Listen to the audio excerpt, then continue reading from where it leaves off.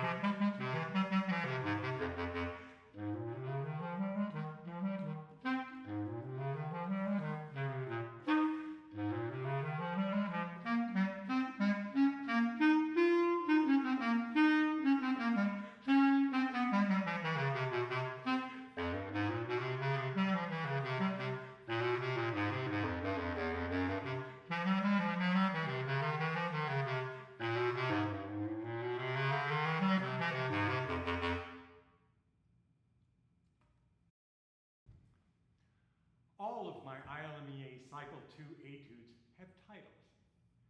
This one is called Circus Time. I believe the titles can give performers some insight into the mood and character of the piece and help inform their musical choices. The technical focal points of this piece, Circus Time, are repeated staccato notes, sharp dynamic contrasts, quick scale arpeggio fragments, and twisty chromatics at the end. Always start by using a metronome and start slowly and break the piece down into subsections. This piece can be broken down into 3 major sections. The first section is from measures 1 to 18, with subsections A from 1 to 8 and B from 9 to 14, and then a C section from measure 15 to 18. The second big part of the music is from measures 19 to 29. 2 parts of that, from measure 19 to 25 in B flat major, and then a second part that helps retransition back to the original key of G minor from measures 26 to 29. Then there's a return of the original material with a variation from measure 30 to the end of the piece. A couple of technical details about this piece. Near the end, when you get to the chromatics, you want to be thinking of F sharp in chromatic with F plus those bottom 2 side keys for the F sharp. That's super handy. And so that is a good extra fingering to use when you're playing chromatically. Also, you want to think about the mood of this piece. You want to think about the title, that not only Circus Time, but where the tempo is, it tells you to play with panache. Well, you got to find out what panache means. So look it up if you don't already know the word and get a sense of how that feels in your body. And what aspects of the circus do you feel when you're playing this piece? In each of the sections. And then have you been to a circus before? Do you have favorite aspects of what it's like to be at the circus? All those things can be rolling around in your mind as you're considering how to deal with this. The repeated notes always move forward to when you've got a set of 4 16th notes that are repeated or decorated with staccatos, they're moving forward to the next strong beat. I'm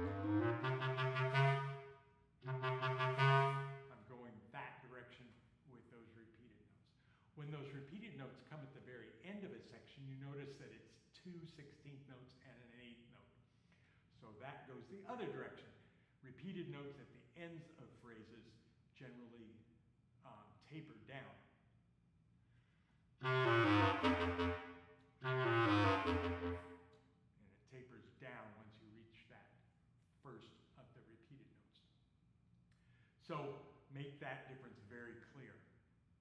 Crescendos going forward on the staccato notes in the middle of the phrase, crescendos, diminuendos when you're playing staccatos at the end of the phrase. Then let's take a look at one section in particular. This is measure 26, 27, 28. You can recognize that the music looks the same in each of those measures. And in fact, measure 27 is identical to measure 26, except everything's one step lower. Then measure 28 looks like it's going to be doing the same thing, but at a certain point, it breaks from that pattern.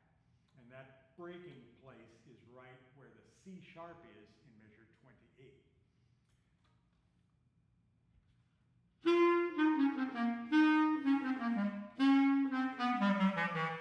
Then the music goes forward somewhere else after that.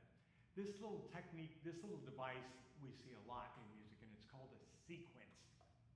And so what tends to happen with sequences is as you get more of the same, it increases the energy, and it also increases a sense of expectation about what's coming next. And then at a certain point, that expectation gets thwarted, and you want to change directions at that place where the energy is going to change because the sequence is broken. And in this little segment, that C sharp in measure 28 is where the sequence breaks. So keep that in mind as you're looking through pieces to play and looking for sequences, because you'll see a lot of them in a lot of your music. Also, you want to look for some places for personal interpretation. You notice that at the very beginning, there are almost no accidentals, except a little kind of lone C sharp at measure 5, and then it's repeated in measure 6. And then there's not much else again until the very end of the piece, and then by about measure 30, it's lots of accidentals all over the place. And so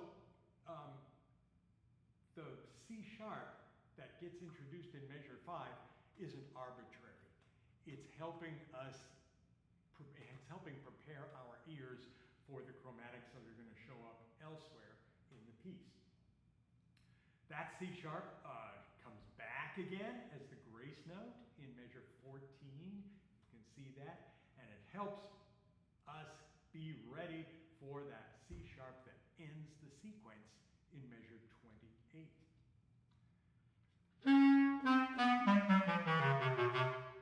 Wow, the C sharp is exciting. And that all started way back in measure 5. And so you want to be thinking about the impact that moment has back in measure 5 as you're playing it, and it's going to be showing up later, and it's going to drive the entire end section. All those chromatics are going to be driving the end. Additionally, at the end, the music in some ways sounds faster because the articulation is different. It sounds more energetic. The articulation at the beginning has generally longer slurs. We're slurring 4 notes at a time. It's kind of long like that. But then when we get to measure 30, we're slurring 2 notes at a time, and it creates more energy in the sound.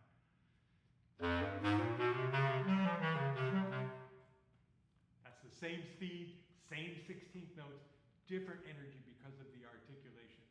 So you want to always concentrate on articulation to help give our music the maximum character possible. All of my ILMEA Cycle 2 etudes have study guides that I've created, and at the junior level, there are also some practice exercises, preliminary exercises. These are all available for me. All you have to do is send me an email to emandat@siu.edu and I'll send out the study guides for you, and you can learn more about my compositional approach and my thoughts about technical and musical things to think about in each of these etudes. Thank you so much for watching.